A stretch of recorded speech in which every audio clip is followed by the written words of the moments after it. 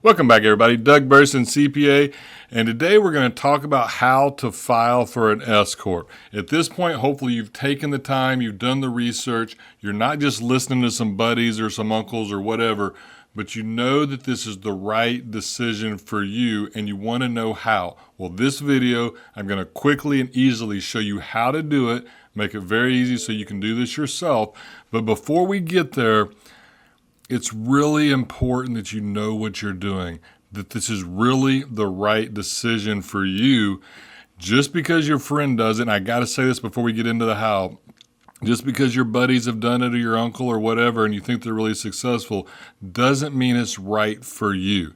So if you aren't sure, I've got another video. I'll put the link right here. Just take a few minutes, watch that, see if it makes sense. Because once you do this, it's really hard to undo it. But with that being said, for those people that this is the right thing for, it can save you a ton of taxes and is a great strategy. I recommend it all the time, so I'm not against it. I just want to make sure you're ready because we don't want to complicate our life before we have to. So with that, I'm going to go over to my computer and show you how to do this in some easy steps. Okay, so here we are. Let's get started. Just go to Google, type in 2553. And there, right at the top, is About Form IRS, and we're going to the irs.gov website. Don't be going anywhere else. This is where we want to go. And there's two things. Main things here are the form that we're going to fill out and the instructions. You really won't need the instructions, I don't think, if you follow along, but they're still there for reference if you have something specific. And then we will need this for where to send it when we're done. So let's go ahead and get started. Okay, so here's the form. It's a pretty simple form, one of the easier forms actually that the IRS has, but we'll go through and just work it out together. I'll go along and explain things, make it pretty fast. When we're done here, you should be ready to file this form. Like I said earlier, if you haven't done the research, please do that before you go do this. But if it's the right fit and you know it, let's go ahead and take care of it. So for starters, put in the name. This is going to be the name of the entity. So we'll do Test LLC. Then your employer ID number. You do have to have your ID number already in order to do this. So if you don't have an ID number, stop. You'll need to go get that ID number first and then come back and do this. Just so you know, your EIN should be 9 digits in the space after the first two, but you should see that on your EIN letter. Next would be your address, date incorporated. This would be the date that you set up your entity, and this goes for LLCs as well. I know they're not incorporated technically, but that's what it's looking for, the date that you went ahead and set up the LLC and filed the articles with the state. So that would be that date. So we will use, for purposes of this, that. And state of incorporation, same thing. LLCs are not technically incorporated, but the date that you set up with the, or not the date, the state where you actually set up the entity is where you're going to put that. So for me, that would be Missouri.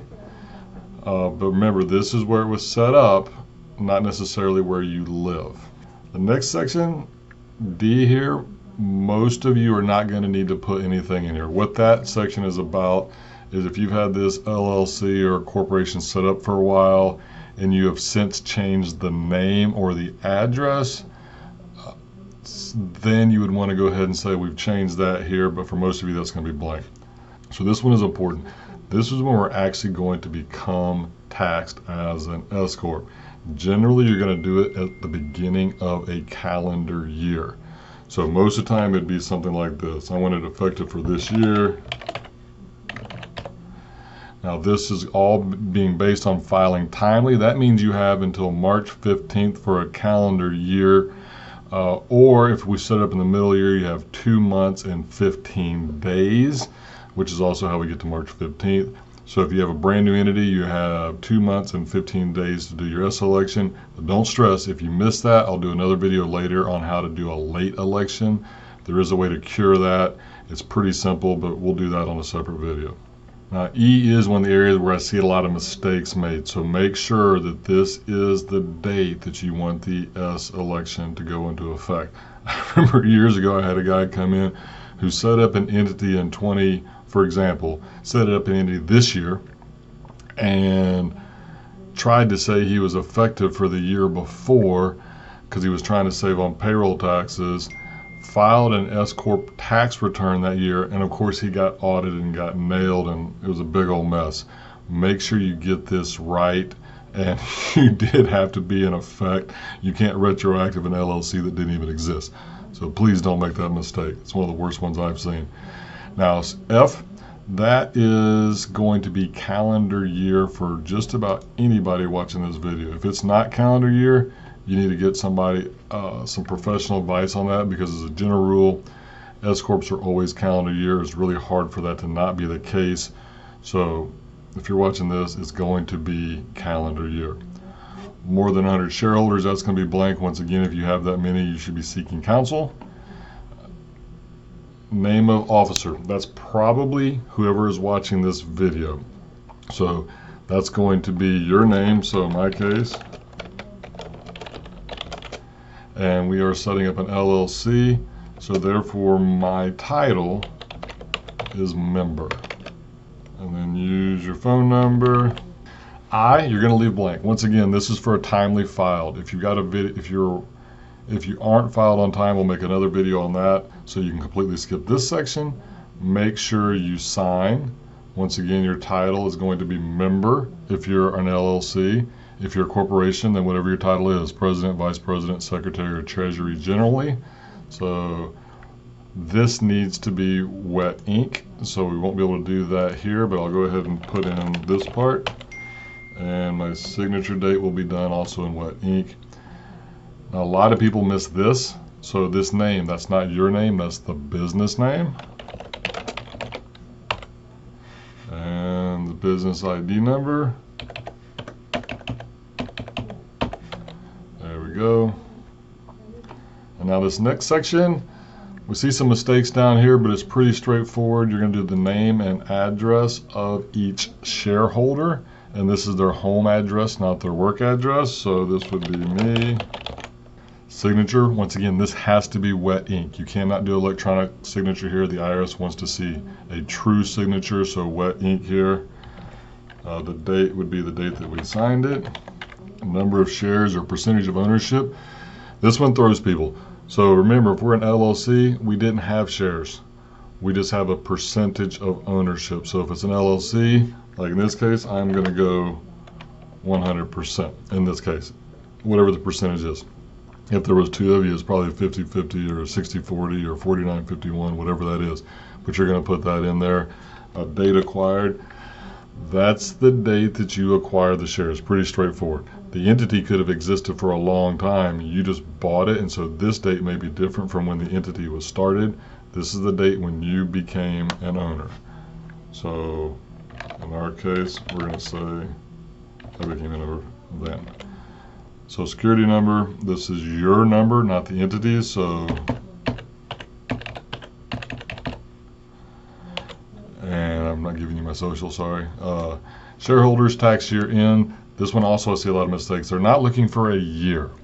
This is wanting to know what the tax holder year in. So for pretty much everybody watching this, your year end is 12/31 because your calendar. You're not putting in 12/31/24, or you're not putting in today's date. You're going to put in 12/31. That's what we're looking for here. Now, one thing here, we don't have to deal with this where I live, but if your community state, check with somebody on that. You probably need to list your spouse here, but I'm not an expert on community states, so I'm going to leave that alone. But if you're in California or somewhere like that, you want to make sure you don't miss that part, because that is a common mistake. Next page, and we're almost done. This is pretty easy. Once again, I got to put the information in. Don't miss these, because at the IRS, if we don't have all of this there, it's possible that your election could get kicked out because you didn't keep all this filled out. Part 2, you leave this blank. Remember, we're all calendar year ends. This is only if you're choosing a physical year end, which is hard to qualify for with an S-Corp, so we're not going to be doing that. This stays blank. Whole page. We just went through page 3 just like that. Page 4. Once again, Name of the entity. Qualified subchapter S trust, that's not you. If it is, you need to go get some professional guidance. I'm not doing that in this video, but that's not going to be you, so you leave that alone. Part 4, once again, we're talking about timely filed elections, which means by March 15th of the calendar year in which you want to become an S-Corp, or within 2 months and 15 days of when you set it up. So we're going to leave part 4 alone. We'll cover that in a different video. And there, you've done it. You have now completed your S-Corp election. So what happens next? Well, one, you're going to want to print this, and we're going to want to sign this in wet ink like I said a minute ago, and then come back to here and go to the instructions, and right here it says where to file, which you may not need to do because it's right here on the video. But right here, if you're in this section, one of these states, you're going to either mail it to the address right here on the right, or you're going to fax it. I generally fax because I like to get an immediate confirmation that the IRS had it to put in my file. But if you're going to mail, make sure you get some type of mail service that will show that the IRS actually received it. If you're in the second set of states, which we are, you would then file it with Ogden, Utah 84201, or you would fax it to this number. Once again, I fax. I find faxing works very well. I get the confirmation. Now, once you've done that, you're done. You've done what you're supposed to here, but make sure you pay attention because sometime, probably in the next 2 months, you're going to get a letter from the IRS saying your S election was accepted. That's almost always what happens. So once you get that letter, make sure you get a copy of it probably to your attorney. Make sure you get a copy of it to your CPA. Scan a copy of it somewhere permanent and then save that letter. I would probably even consider putting it in my safe deposit box or a safe. You don't want to lose this letter. They're incredibly hard to get back. So don't lose this letter. You want this. But more importantly, if you don't get one of these in 2 months, we need to check with the IRS because it's possible they lost your form and it didn't get processed. You don't want to get down to next year, file the return and have it rejected because your S election wasn't accepted, and now we got to go through more work. So make sure you watch for that. If you don't get it, that's a problem that needs to be resolved. So there you have it. So there you have it. Hopefully that was helpful. If so, go ahead and subscribe, ring the bell. You're going to want to stay tuned because now that you've made this decision, and it probably was a right decision if you've watched the other videos and you went and talked to some people that actually know what they're talking about, not your buddy, because if this is right, it's going to save you a lot of money and allow you to do things that you couldn't have done otherwise. So I think it's great, but there's a lot more to learn. This is just the start.